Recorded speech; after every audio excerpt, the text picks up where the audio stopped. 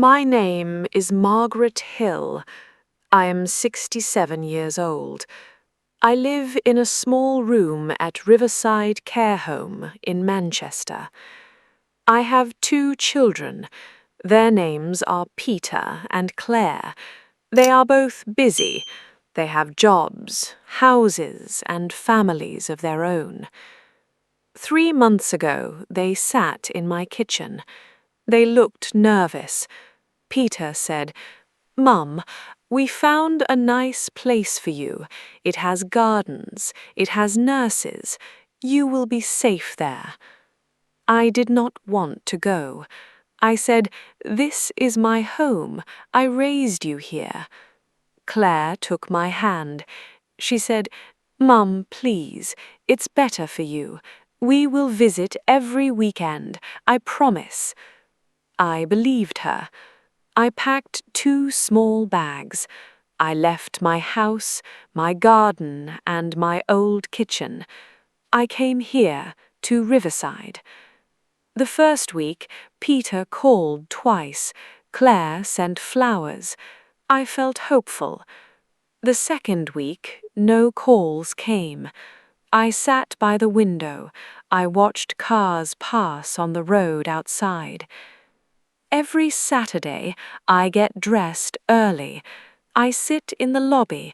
I wait for Peter's car or Claire's voice. But nobody comes. The nurses are kind. Their names are Susan and Mark.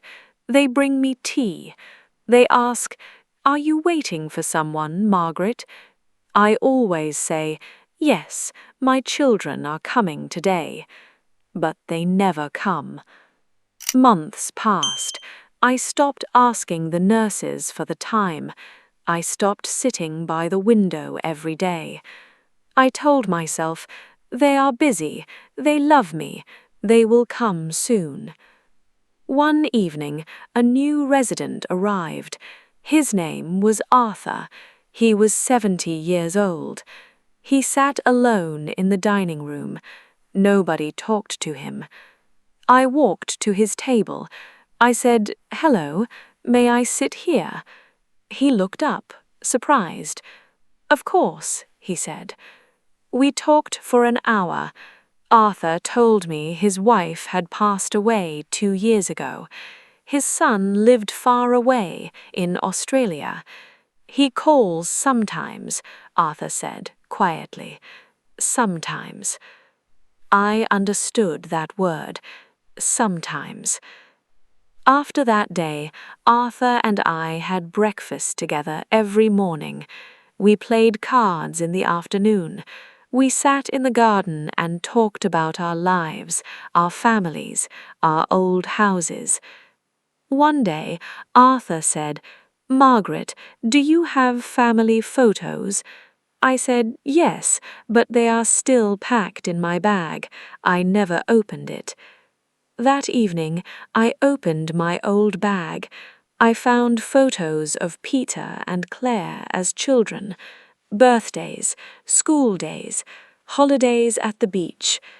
My eyes filled with tears. I missed them so much. The next morning, a nurse named Susan came to my room. She said, "Margaret, you have a visitor." My heart jumped. Peter? Claire?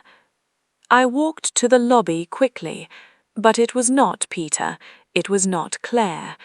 It was a young woman I had never seen before. She held a small folder. "Mrs. Hill?" she asked. "My name is Rachel. I am a lawyer. I am here about your house." I felt confused. My house? What about my house? Rachel looked at her papers. "Your children sold the house 2 months ago, Mrs. Hill. Did you know this?" My heart stopped. Sold? No, nobody told me. Rachel's face became soft. "I am sorry. There is something else. The new owners found old letters in the house, letters addressed to you. They asked me to bring them here." She gave me a small box. Inside were letters. Letters from my husband, written before he died. Letters I had never seen. I read the first one.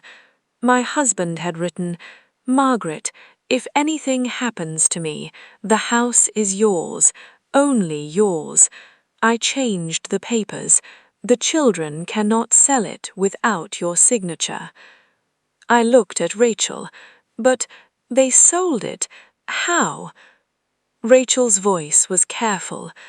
"Mrs. Hill, I believe your children signed your name without asking you.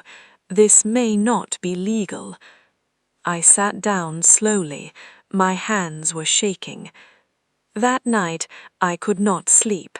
I thought about Peter as a baby. I thought about Claire's first day of school. I thought about the years I gave to them and the lie they told to leave my home. The next morning, Arthur found me in the garden. I told him everything. He listened quietly. Then he said, "Margaret, I am sorry, but you are not alone. You have a friend here, and you have the truth now." I looked at him. For the first time in months, I did not feel invisible. Rachel came back the following week.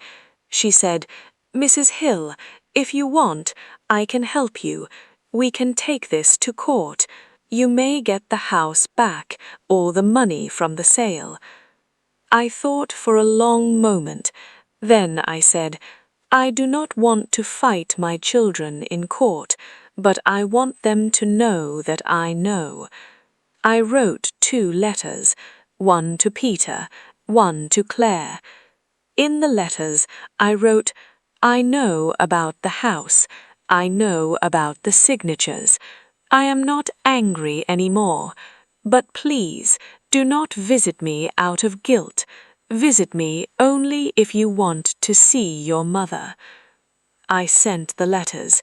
Then I closed that chapter of my heart. Weeks passed. Peter and Claire did not reply. But something else happened. Arthur and I became close friends. We had breakfast together every day. We laughed. We told old stories. The other residents started joining us at our table. One afternoon, Susan, the nurse, smiled and said, "Margaret, you look happy today." I said, "I am happy, Susan. I found something I did not expect." Arthur looked at me and said, "What did you find, Margaret?" I smiled. "A family, a new one, right here." I lost my house. I lost the children I raised. But I found people who see me, who sit with me, who ask about my day. I learned that family is not only blood. Sometimes family is the person who sits beside you when no one else does. What would you do if you were in Margaret's place? Tell me in the comments below. If you liked this story, please like, comment, share, and subscribe.